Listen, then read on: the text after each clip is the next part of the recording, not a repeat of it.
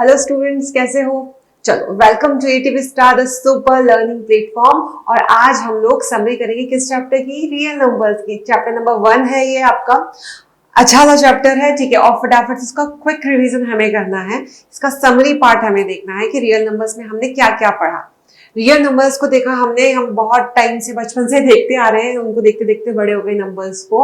और हमने बाइफिकेशन देख ली है कि भाई वो इमेजिनरी भी हो सकते हैं और रियल नंबर्स भी हो सकते हैं। और रियल नंबर्स के पार्ट पे हमने ये देखा कि रियल नंबर्स वो नंबर्स होते हैं जिन्हें आप नंबर लाइन पे पुट कर सकते हैं। अब नंबर लाइन पे जिन नंबर्स को पुट कर सकते हैं, अगर हम उसे फिर डिवाइड करें स्टूडेंट्स, तो हमें पता है कि इन रियल नंबर्स को हम डिवाइड कर सकते हैं। फर्स्ट,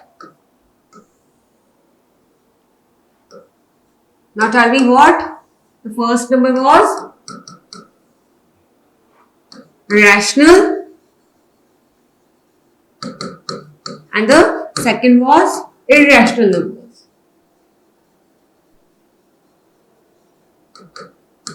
यहाँ पे हमने काफी ज्यादा गो थ्रू किया, रैशनल्स को भी इरैशनल्स को भी, इनकी कुछ प्रॉपर्टी देखी पूरे चैप्टर के अंदर। किस तरह से रैशनल को पहचान सकते हो, इरैशनल को पहचान सकते हो, ठीक है। P by Q अगर फॉर्म में जो रैशनल आपके होता है तो किस तरह का उनका नेचर होगा, डेसिमल का।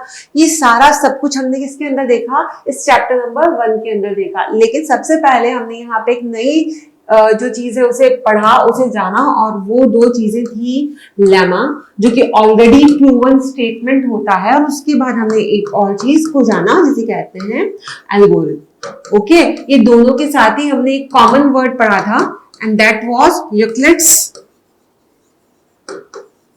Division lemma and Euclid's division algorithm. चलिए अब वापस इसका प्रॉपरली क्विक रिवीजन करते हैं। Euclid's division lemma, lemma that means already proven statement. जैसे कि आपकी जो मम्मा कह देती है वो आपको पता होता है कि सही है ना, उसको आप एक लेमा की तरह ही मानते हैं।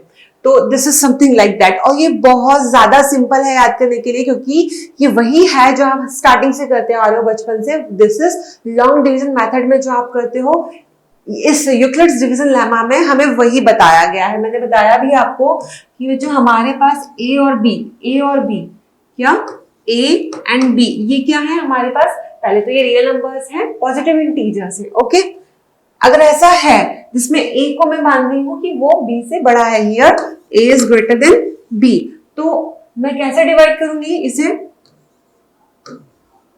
ए बाय बी को अगर मुझे करना होगा तो मैं इसी तरह से प्रोसेस करूंगी। यहाँ पे हम क्या करते थे इस केस में, यहाँ पे कोई क्वेश्चन आता था और इसका जब क्वेश्चन से मल्टीप्लाई करते थे तो या तो आपकी वैल्यू ए आ जाएगी या ए से कम आ जाएगी वैल्यू, ज्यादा तो नहीं आएगी। ओके, तो जब आप इसको करोगे तो यहाँ पर कोई वैल्यू आएगी, और जब आप इसको इसमें से माइनस करोगे तो या तो जीरो आएगा, फर्स्ट केस या तो जीरो आएगा, और अगर जीरो नहीं आता है तो ये हो जाएगा आपके पास आपका रिमाइंडर।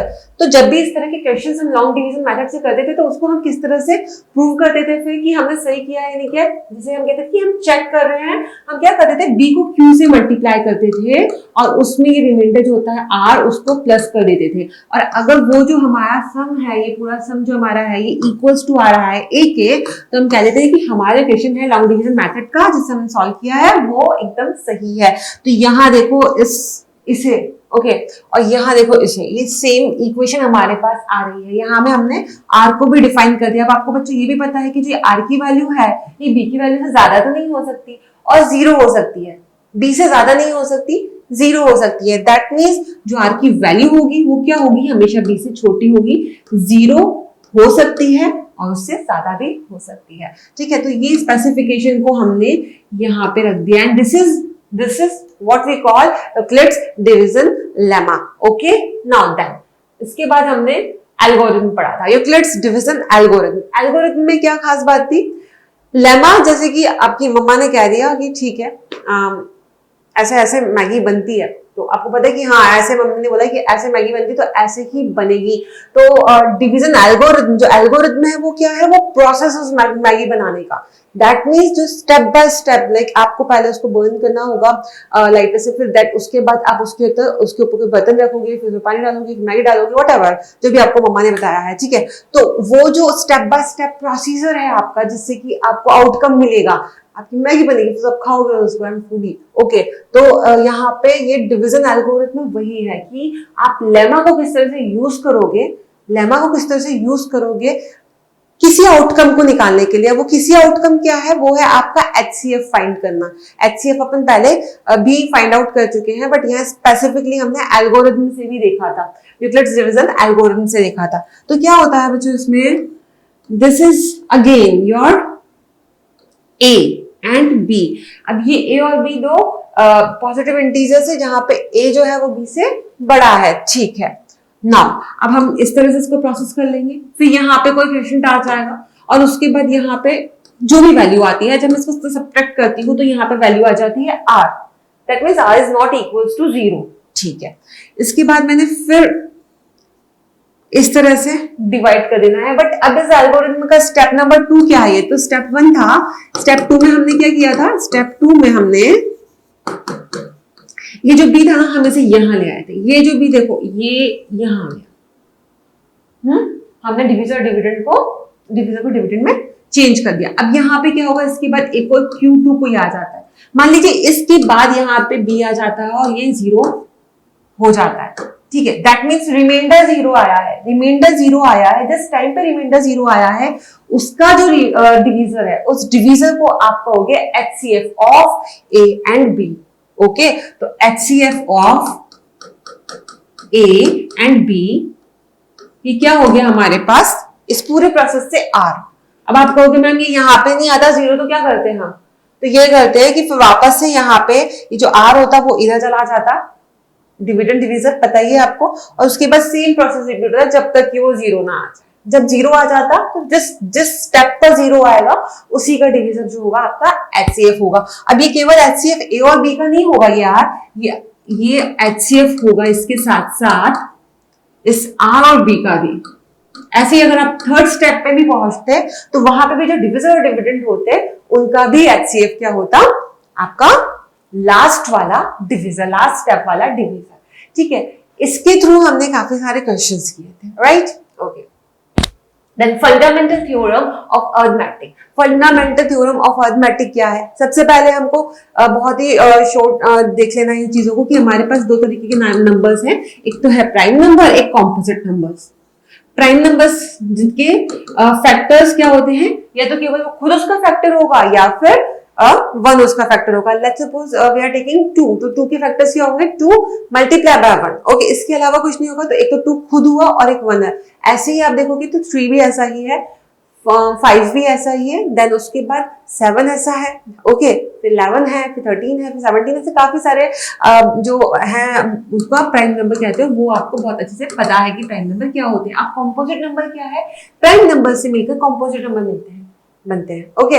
तो कॉम्पोजिट नंबर बेसिकली वो होते हैं जिनके फैक्टर्स वो खुद और एक के अलावा भी कोई होता है, ठीक है। अब एक जो 1 होता है, 1 का फैक्टर क्या होगा, 1 मल्टीप्लाई बाय 1, ओके, इसके अलावा कुछ नहीं हो सकता। और 1 को आप नंबर्स ऑफ टाइम मल्टीप्लाई करते रहो तो दैट विल बी 1। स्पेसिफिकली 1 के लिए मैं बता रही हूं आपको, 1 is not considered as a prime number, okay. तो ये बात आपको समझ में आई, प्राइम नंबर और कॉम्पोजिट नंबर। तो बेसिकली जो कॉम्पोजिट नंबर होते हैं उनको आप एक्सप्रेस कर सकते हो किनकी टर्म्स में, प्राइम नंबर्स के टर्म में, तो वो फैक्टराइजेशन जिसे हम कहते हैं।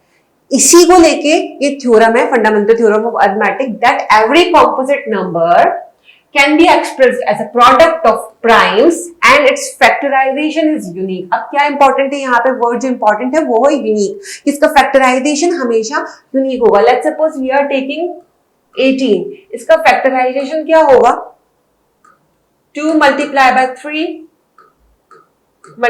3 ओके। तो ये इसका प्राइम फैक्टराइजेशन होगा। आप और कोई प्राइम फैक्टराइजेशन इसका नहीं कर सकते। आप एट लास्ट ये कर सकते कि मैम हम तो इसको ऐसे लिखेंगे, या फिर मैम हम तो इसको ऐसे लिखेंगे।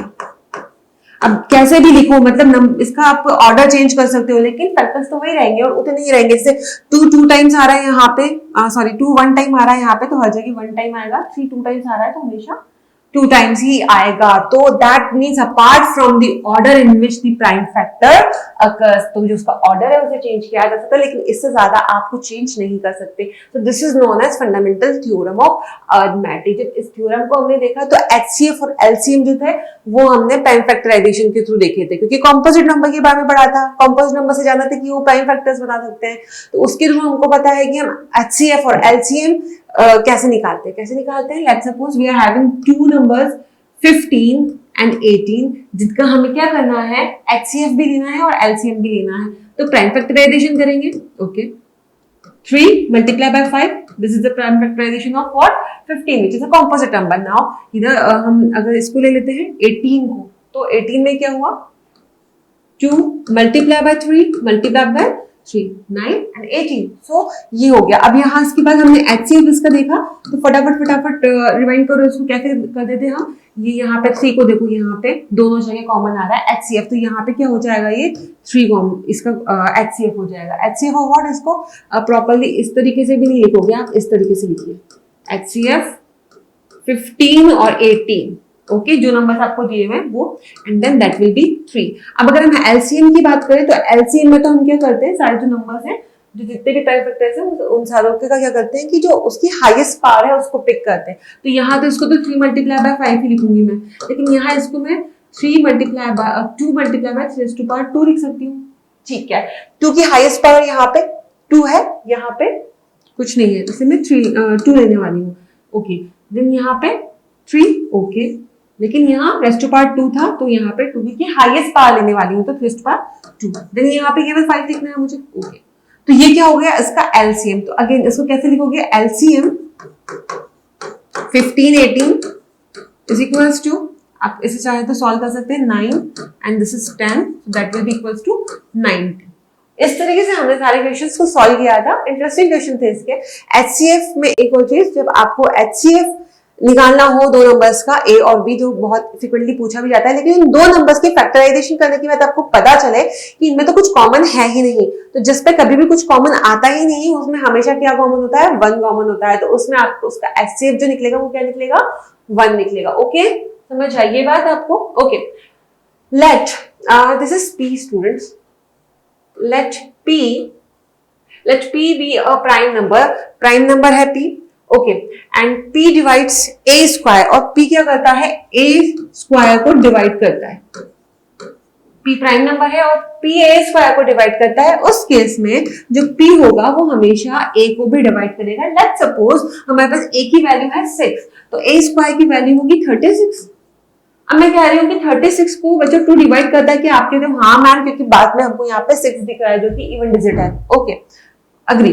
तो अगर मैं यहाँ पे A यानी कि 6 की वैल्यू रखूंगी तो फिर ये 2 ऐसे भी डिवाइड करेगा। आप ऐसा कोई भी एग्जांपल ले सकते हो, उसको देख सकते हो कि कोई भी चीज कोई भी नंबर जो भी A स्क्वायर को डिवाइड कर रहा है, कोई भी प्राइम नंबर, तो वो किसको भी डिवाइड करेगा, वो P को भी डिवाइड करेगा।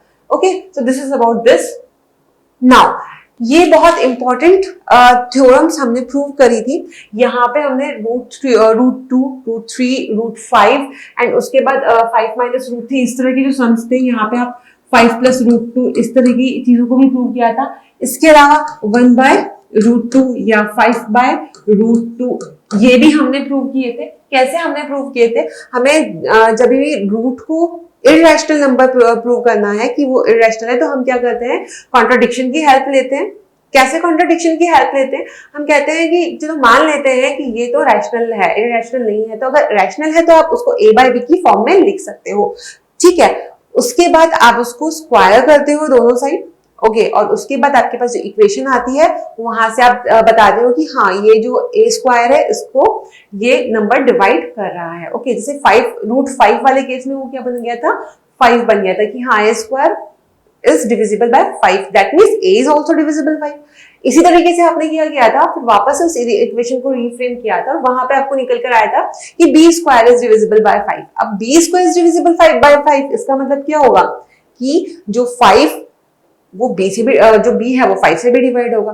अब ए को भी आपने डिविजिबल बाय 5 कर दिया और बी को भी डिविजिबल बाय 5 कर दिया, और स्टार्टिंग में आप जो अजम्पशन लेते हो वो ये लेते हो कि ए बाय बी जो है वो उसको इस फॉर्मेट में लिखा जा सकता है √5 को, क्योंकि वो रैशनल है, और यहाँ पे ए और बी दोनों क्या है, को प्राइम्स है, उनके बीच में कोई भी ऐसा फैक्टर नहीं है जो कि कॉमन हो, ठीक है। तो उसके बाद हमने कंक्लूड क्या कर लिया कि हाँ ये जो 5 है वो ए और बी को भी, दोनों को भी क्या कर पा रहा है, डिवाइड कर पा रहा है, दैट मीन्स कॉमन फैक्टर है। तो कॉन्ट्राडिक्ट हो गया, कॉन्ट्राडिक्ट इसलिए हुआ क्योंकि आपने अजम्पशन गलत लिया था, अजम्पशन गलत क्या लिया था कि जो √5 है वो rational number, that means irrational number है, ठीक है। तो इसी तरीके से हमने इनको प्रूव किया था, ये इंपॉर्टेंट है तो इसे हमें पढ़ना है। ज्यादा इंपॉर्टेंट इसलिए क्योंकि यूक्लिड्स डिवीजन लेमा को तो कोर्स में से हमने हटा दिया, उसको हटा दिया हमने, पढ़ा क्यों, क्योंकि हमको समरी की नॉलेज के लिए उसको चाहिए था, ठीक है। और हम अगर उसमें से क्वेश्चन नहीं आएंगे, आपका एक्सरसाइज नंबर 1.1 तो पूरा चला ही गया है ना, तो वहां से क्वेश्चन नहीं आएंगे तो बहुत कुछ चांसेस, ये तो वैसे भी इंपॉर्टेंट पार्ट है तो ये तो आपको करना ही है। देन लेट x बी और रैशनल नंबर, x क्या है, एक रैशनल नंबर है, उसका डेसिमल एक्सपेंशन टर्मिनेट करता है जब x can be in the express in the form of p by q। x क्या है, एक रैशनल नंबर जिसको आप p बाय q की फॉर्म में लिख सकते हो, ओके। p और q को प्राइम है, ठीक है, वही असम्पशन जो हमने अभी पहले देखा था, हमारी थ्योरम को प्रूव होने। At the prime factorization of q is a form of 2n 5n, जब भी ये फॉर्मेट आपको डिनोमिनेटर में दिख जाए, दैट मीन्स q में दिख जाए, तो क्या होगा, ये x को जब आप डेसिमल में कन्वर्ट करोगे तो वो हमेशा क्या होगा, टर्मिनेट होगा, जो डेसिमल होगा वो टर्मिनेट होगा। और अगर ऐसी फॉर्मेट आपको क्यू में नहीं है, दैट मीन जो डिनोमिनेटर है आप उसको इस फॉर्म में चेंज नहीं कर सकते, तो उसका क्या मतलब हो गया, उसका मतलब कि वो टर्मिनेट नहीं होगा। समझ में आया, इस केस में टर्मिनेट होगा। सो p and q are co-prime and the prime factorization of q is the form of, this is multiplication here, okay, 2 raised to power n multiplied by 5 raised to power m, where n and m are non-negative integers, okay. Right, okay. Let x equals to p by q a rational number such that the prime factorization of q is not in the form of 2s to power n multiplied by 5s to power n। इस case में क्या होगा, वहां पे terminate हो रहा था लेकिन यहाँ पे क्या होगा, नॉन टर्मिनेटिंग हुआ, लेकिन इसके साथ हमें याद रखना है कि वो क्या होगा, रिपीटिंग यानी कि रिकरिंग होगा, क्योंकि अगर वो नॉन टर्मिनेटिंग और नॉन रिकरिंग होगा तो उसको तो p by q की फॉर्म में लिख ही नहीं सकते, ओके, वो तो इरेशनल नंबर हो जाएगा, ठीक है। अब हमें HCF और LCM के बीच का एक रिलेशन था, उसे देखना था कि हमने A और B दो नंबर्स दिए, ठीक है, और फिर आपने क्या किया, HCF भी निकाल लिया A और B का, और LCM भी निकाल लिया A और B का। तो आप क्या देखेंगे कि जब आप इन दोनों को मल्टीप्लाई करेंगे, HCF of A and B and LCM of A and B, तो ये हमेशा किसके इक्वल हो जाएगा, A मल्टीप्लाई बाय B के।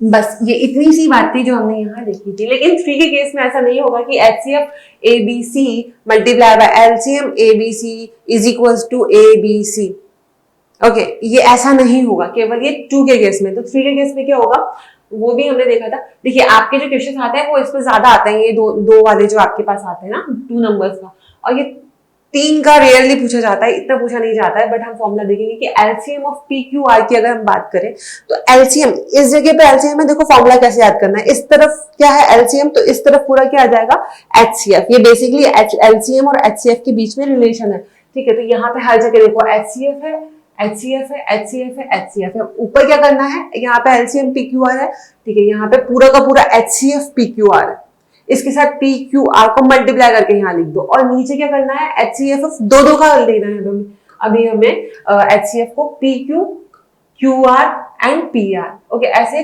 तीनों के कॉम्बिनेशन बनाना है जिसमें 2 के पेयर हो, that is PQ QR and RP, okay. तो ये आपका LCM का फॉर्मूला है। जैसे ही आपको LCM का फॉर्मूला याद हुआ, HCF का भी अपने आप, HCF वाला रिलेशन भी आपको अपने आप याद हो जाएगा, क्योंकि यहाँ पे LCM की जगह हमने HCF लिख दिया, तो यहाँ पे सब जगह जहाँ HCF लिखा था वहां हमने LCM और LCM लिख देना है। So okay student, this is about the summary of your very first chapter real numbers. चलो नेक्स्ट लेक्चर में हम मिलते हैं कि दूसरी चैप्टर की समरी के साथ। इससे बहुत जल्दी आपको क्विक रिवीजन भी हो रहा है और इससे आपको रिलेटेड क्वेश्चंस भी करने। ओके, तो क्वेश्चंस भी करेंगे हम नेक्स्ट वीडियो में। Okay, bye bye students, take care.